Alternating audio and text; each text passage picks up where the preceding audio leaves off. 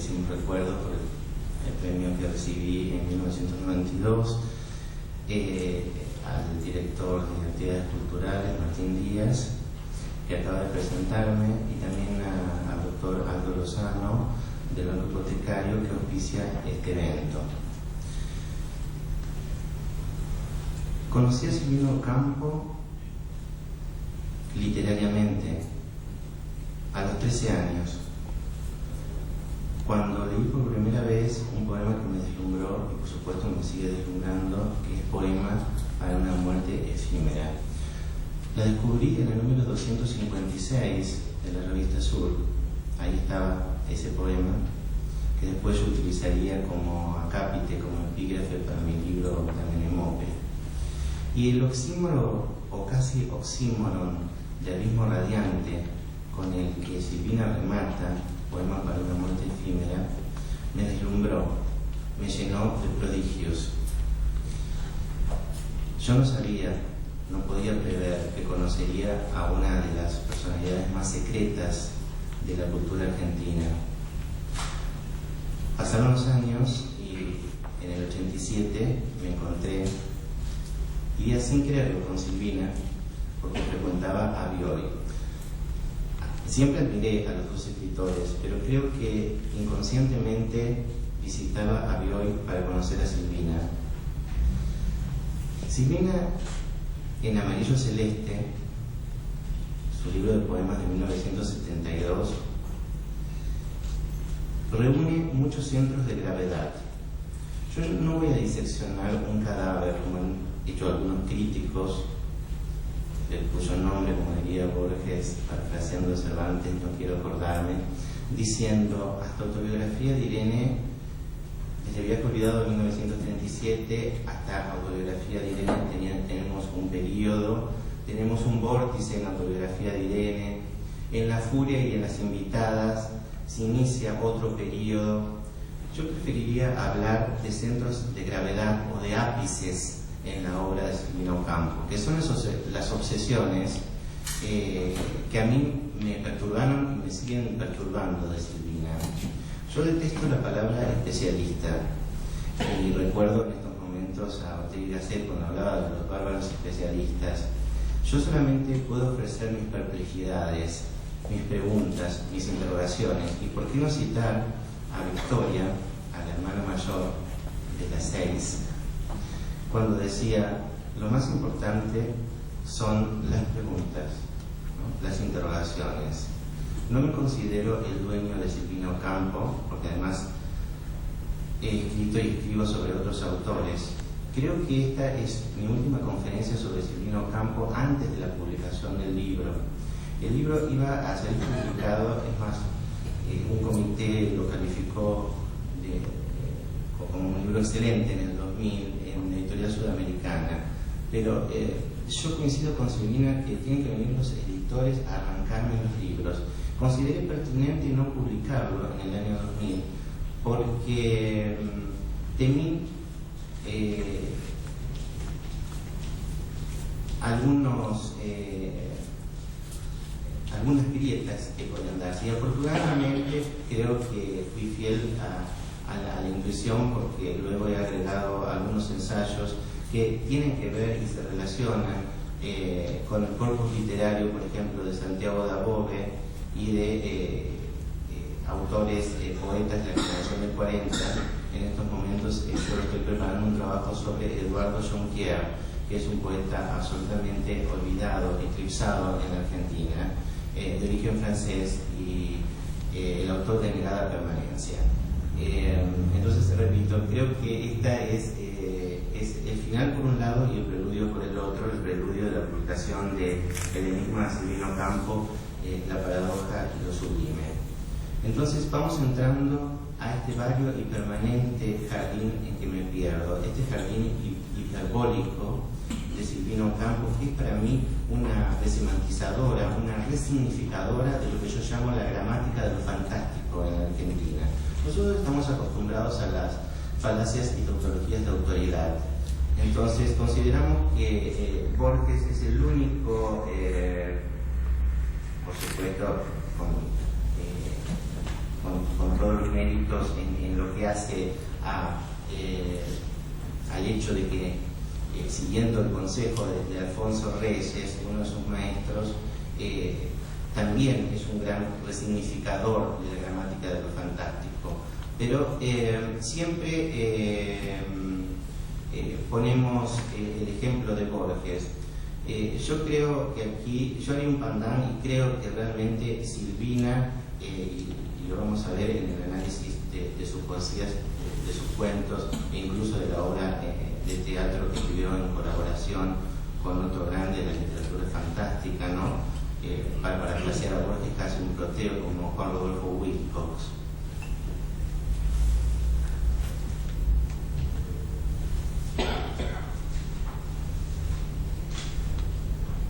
La oscuridad, el no ser. ¿Puede existir algo más perfecto? Las invitadas, 1961. My absence brings my present always. Everybody is from absence, I from presence. Habla Narciso, 1987. Las reglas de fuego frente a la imagen de un apocalipsis helado. En esas obstinadas, crueles e insidiosas ruinas circulares que los historiadores de la literatura llaman nemine discrepante historia de la literatura, la tautología aquí resulta intencional, encontramos claros ejemplos de escritores que escapan, por decirlo de algún modo, en la busca de una aproximación sociológica a las estadísticas dictadas por su tiempo, sino a sus respectivos países y circunstancias vernáculas. Si tuviésemos un poco de paciencia, hasta podríamos elaborar un fatigoso catálogo, y como todo catálogo, arbitrario y eminentemente subjetivo de nombres ilustres. Muchos de ellos fueron leídos, conocidas sus obras y hasta estudiados en sus respectivas épocas. Pienso en un Dante, un Schiller o un Goethe. Otros, muchos acaso, reprimidos o encarcelados. No hablemos ya de asesinados en nombre de una absurda moral pretenciosa de juzgar con paradigmas harto contingentes a este lado de la conciencia humana que, como quería felizmente Borges, no puede definir ni la psicología ni la retórica y que se llama literatura. La estupidez resulta en ocasiones inapelable, ya que no admite arrepentimiento. Pienso en Las Flores del Mal, en ciertas obras de Henri Bacchus, en Madame Bovary, en Quelle Signore de Notari, en los casi olvidados Víctor Marguerite de la Garzón, Mario Mariani de las Adolescentes y, por qué no, en Wilde, D.H. Lawrence, Chenet y compañía. Pero encontramos un grupo, permítanme por ahora este sustantivo, anárquico y fluctuante, redescubierto por esa fragua increíble, por esa forma de memoria llamada posteridad. ¿Cómo no pensar entonces en un Isidore Lucas, en un Stendhal ajenos a los cenáculos, en una Emily Dickinson que jamás vio personalmente el mar y tal vez un cerro, aunque estuviese cerca geográficamente, pero que los describe y los canta como ningún otro poeta de su tiempo? Quiero hacer una digresión. Luego vamos a hablar también de las relaciones estrechísimas entre el corpus literario de Silvino Campo y Emily Dickinson, sobre todo en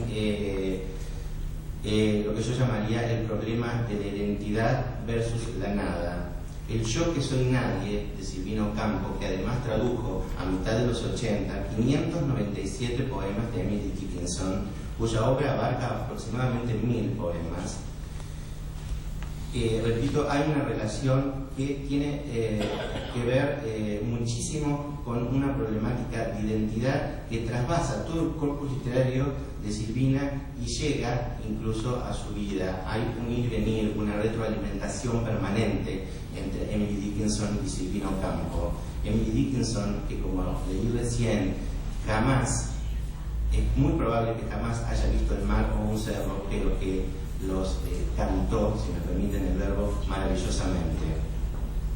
El caso Silvino Campo adquiere matices disímiles en este desglose inicial. A veces el proceso se invierte y desdobla. En Argentina ha habido escritores conocidos en sus épocas y que hoy cubren un olvido parcial. Los ejemplos tienden ahora a ser numerosos y hasta incalculables. Recuerdo a Morena, a Santiago Julio César Dabove, a Mastronardi, a Horacio Vega Molina, a Gustavo Riccio. ¿Cómo no acordarse de obras como Fin de siglo, La ciudad junto al río inmóvil o Las ratas o La herida del reino, de Bianco, que además tradujo con Silvina una obra de Genet, Las criadas? O de verdaderas precursoras de la actual crítica y, por qué no, de nuestra novela de viajes y hasta de la biografía, como los viajes de Sarmiento o los ensayos de la crítica literaria de Lussard. Parecen seguir haciéndose al único requisito indispensable, Stevenson sí, para la producción del hecho estético, requisito ahistórico que rechaza la fama, las clasificaciones y coloquios caros a ciertas universidades y las tendencias en auge, el encantamiento según la visión de Stevenson. En este caso particular, no resulta arbitrario el adagio de Shakespeare como si fuéramos espías de Dios. Y es así como desde Viaje olvidado, 1937, hasta Cornelia frente al espejo, su último libro publicado, que no significa el último libro escrito. Yo recuerdo que Bioy lo repitió en varias oportunidades, no hay un orden cronológico de publicación en Silvina. Ella misma decía, me tienen que arrancar los libros, los editores, para que yo los publique. Y de pronto, en Cornelia frente al espejo, puede haber, y de hecho hay, cuentos, relatos que fueron escritos en la época de la furia o de las invitadas, vale decir, entre fines del 50 y principios del 60. Silvina Ocampo aborda las formas más curiosas y disímiles, como relato fantástico y cuasi fantástico, el teatro lírico a la manera de Roger Fry, Los traidores, junto a Wilco, la novela policial, con Bioy Casares, las antologías de la poesía argentina y de la literatura fantástica de principios del 40, escritas con Bioy y con Borges, la traducción de Horacio, de Muir, Stephen Spender, Alexander Poe, Andrew Marvell, Nerval, Lavey, Victoria Sackville West, los 500 poemas de la ya citada Emily Dickinson. También escribió narraciones y poemas para niños, aunque la autora descrea de antemano de literatura con destinatarios. En 1984 publica Un Santoral, recopilación de poemas escritos a partir de los 40, bastante lejos, por cierto, de los convencionales catecismos católicos. Desafortunadamente, el proyector de este hotel no puede reproducir una colección de fotos y de primeras ediciones y de recortes que se fueron acumulando en mi casa con el tiempo sobre Silvina, Bioy, los retratos que hizo Giselle Freund. Hace poco estuve en la tumba de Giselle Freund y me emocioné mucho en el cementerio de Montparnasse, donde está Becker y está Cortázar también, porque y hago una nueva digresión que tiene que ver con la fotografía que tanto quería Silvina de Borges, a raíz de una idea que se le ocurrió a Silvina en un momento muy, digamos, casi prehistórico de la fotografía. Giselle Freund superpuso las caras de Borges y de Bioy y la llamó Biorges. Un sustratum cultural llenado de áreas frecuentadas por la autora: pintura, música, literaturas orientales y occidentales, empirismo inglés, escritores predilectos, traducción, personajes y mitos paganos. Ocultismo nutre su obra. Sumado a estos referentes, los idiomas inglés y francés en los que fue educada, además del español, que, como bien señalara Borges, libera de ripio y verbosidades. ¿Cómo se introduce Silvina en la literatura? Ella llega a la literatura a través de las artes plásticas. Sabemos que publica, yo no diría tardíamente porque era joven aún Silvina, en 1937 Viaje olvidado, pero ya Bioy había publicado algunos libros y por supuesto Borges, y Bioy decía, yo de algo me enorgullezco, es quizás de haber influido, de haberla llevado a Silvinita, y usaba ese diminutivo hacia la literatura. Silvina nunca dejó de pintar. Además, hay anécdotas, en este caso sí que me parecen muy nutrientes. Utilizo un epíteto de Silvina que tienen que ver con su formación pictórica, puesto que ella quería, por supuesto, pintar con Picasso. Sabemos que a Borges Picasso no le gustaba en absoluto y lo consideraba una superchería, al igual que Le Corbusier. Silvina tenía una relación un poco más contradictoria con Picasso, o por lo menos más disimulada. Ella quiso estudiar con Picasso, pero Picasso no daba clases, entonces la derivó a dos de sus grandes maestros, que han sido, y voy a parafrasear, me voy a parafrasear a mí mismo y a lo que suelo decir en mi programa de radio, que se llama El Oro de los Tigres. Tomó clases de pintura con dos grandes tigres de creación, como fueron Giorgio de Chirico y Leger. En algunos de sus dibujos podemos rastrear trazos no muy notorios, pero ciertas influencias en los dibujos de Silvina, de Leger y de algunos elementos de la primera pintura metafísica de Chirico. Luego también voy a hablar de la relación pictórica entre Nora Borges y Silvina, que trabajaron en colaboración. Y ahora seguimos con lo que yo llamo estos centros de gravedad en la obra de Silvina. Los hombres son monstruos, el amor los transfigura. El horror y la muerte, obsesiones recurrentes en ella, pueden ser hechos aleatorios, pero jamás dejan de ser cotidianos.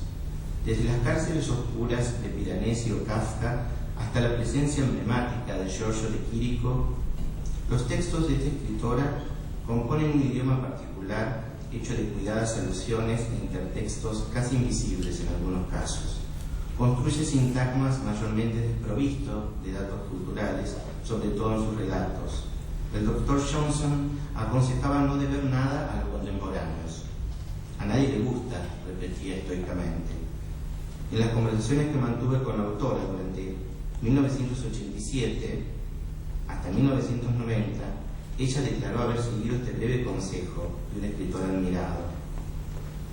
Ya en el 42, Martínez Estrada advertía: es innegable que en la poesía de Silvina Ocampo hay una actitud deliberadamente poética, sino un trato y una costumbre que tienen ya el gesto y la gramática de la poesía misma.